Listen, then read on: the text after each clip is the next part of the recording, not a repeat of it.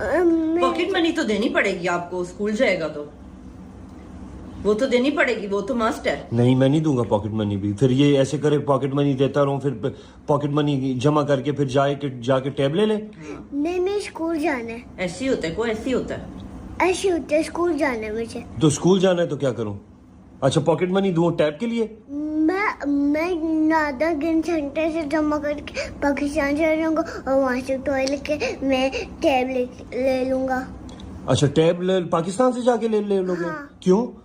मेरी pocket money मेरी मर्जी। कोई आपकी मर्जी नहीं है, कोई आपकी मर्जी। इतने बड़े ना बनो, छोटे हो तो छोटे रहो। बाबू को क्यों पैदा किया? पर कोई यहाँ से भेज दो ना। क्यों पैदा किया है बबी को? किसने पैदा किया बबी को? मैंने नहीं पैदा किया पुत्र, ऐसी गलतियां मैं नहीं तो करती। किसने किया पहला? ये मम्मा ने, अल्लाह जी ने भेजा था मम्मा के पास।